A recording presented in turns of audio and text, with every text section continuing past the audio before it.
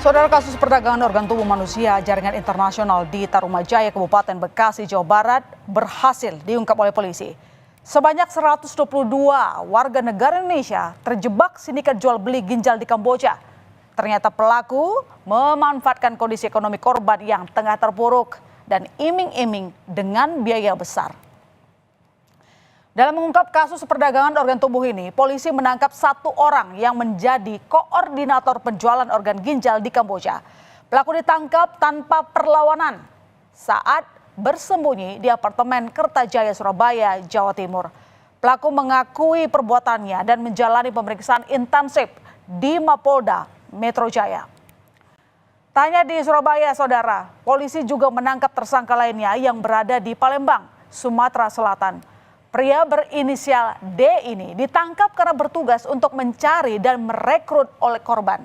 Tersangka ini menggunakan sarana media sosial untuk mencari dan merekrut korban.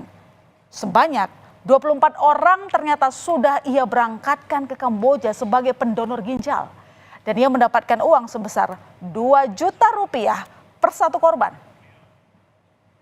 Antara 22, 23, 24 antara itu Pak. 22, 23, 24. Satu orang pemberangkatan kamu dapat berapa? Komisi berapa? Bukan pemberangkatan, selesai berangkat, selesai di sini. Iya. Kecil 2.000 dikasih. 2 juta. Iya, ya sosmed Pak. Sosmed. Iya.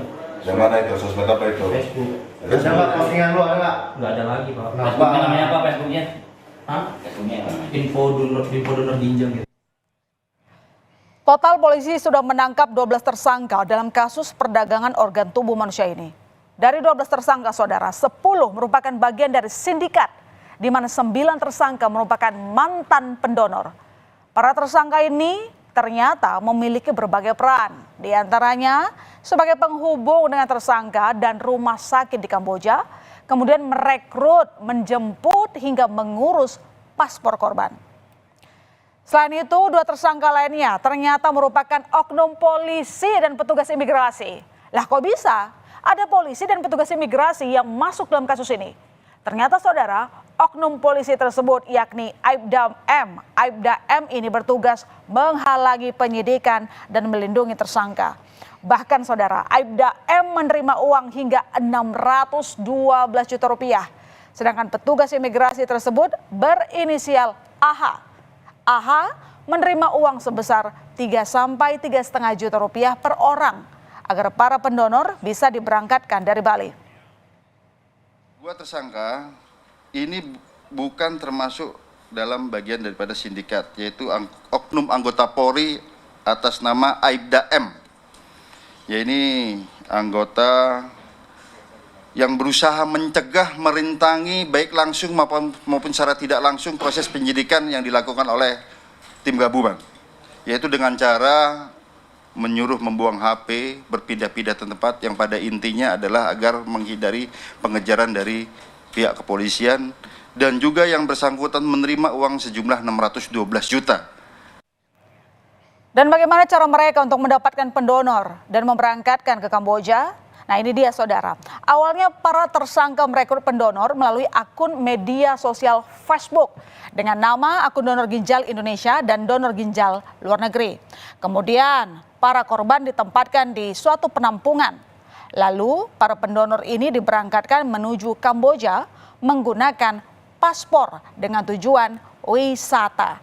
Sesampainya di Kamboja, saudara, mereka diobservasi terlebih dahulu dan kemudian baru diambil ginjalnya di salah satu rumah sakit pemerintah Kamboja, yakni Rumah Sakit Preket Mailea di Phnom Penh. Lalu kemana ginjal milik para korban ini?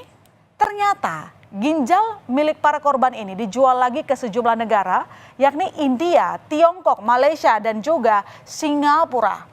Sindikat penjual organ ginjal ini mendapatkan uang sebesar 65 juta rupiah sebagai biaya operasional, seperti pembuatan paspor dan transportasi dari bandara ke rumah sakit. Nah, dan ini dia saudara, rumah kontrakan di Tarumajaya, Bekasi, Jawa Barat yang menjadi lokasi penampungan para pendonor sebelum dibawa ke Kamboja. Dari lokasi ini, praktik gelap sindikat jual beli ginjal terbongkar. Warga sekitar menyebut rumah ini dihuni anak muda yang mengaku akan bekerja di salah satu proyek bangunan di Malaysia. Para penghuni rumah juga kerap berganti orang. Namun warga setempat tidak ada yang mencurigai gerak-gerik mereka hingga akhirnya ketahuan. Udah beberapa bulan sih, iya. Terus orangnya juga gonta-ganti gitu, jadinya kita nggak begitu mengenal banget gitu karena sering gonta-ganti orang. Punya di sini warga sini tahunya sih mau kerja ke Malaysia gitu, ke bidang bangunan kayaknya katanya. Ke bangunan di Malaysia? Di Malaysia, iya. Kerja di bangunan katanya, di proyek lah kayaknya. Lantas mengapa banyak orang yang menjadi korban perdagangan organ tubuh manusia ini? Bahkan korbannya pun mencapai 122 orang dengan latar belakang profesi, mulai dari guru, buruh hingga lulusan S2 dari universitas ternama tergiur imbas dari kehilangan pekerjaan saat pandemi. Usut punya usut saudara, banyak korban yang ternyata terdesak kebutuhan ekonomi. Dan kondisi itulah yang dimanfaatkan pelaku untuk merekrut korban dengan mengiming-imingi uang yang banyak. Kini pemerintah melakukan pendampingan dan rehabilitasi kepada korban. Kesehatan juga kami bantu, bahkan kami masukkan ke dalam program di PBI JKN, sehingga yang bersangkutan juga kemudian bisa tercover dalam asuransi kesehatan. Kemudian juga kita memberikan bantuan untuk hidup, karena memang posisi para korban rata-rata juga memang selain tadi sudah menjual harta benda untuk keberangkatan dan hutang tadi, juga kita berikan bantuan untuk kebutuhan makannya sehari-hari. Kasus tindak pidana perdagangan orang dan perdagangan organ tubuh manusia kini telah diungkap polisi dan jumlah korbannya mencapai ratusan orang. Terdesak karena kebutuhan ekonomi ternyata menjadi salah satu faktor banyaknya WNI yang menjadi korban perdagangan organ tubuh manusia. Ya memang sih, siapa yang tidak butuh ataupun tidak tergiur untuk mendapatkan uang dalam jumlah besar? Namun sejatinya saudara, kita harus waspada dengan iming-iming mendapat uang dengan jumlah besar tersebut.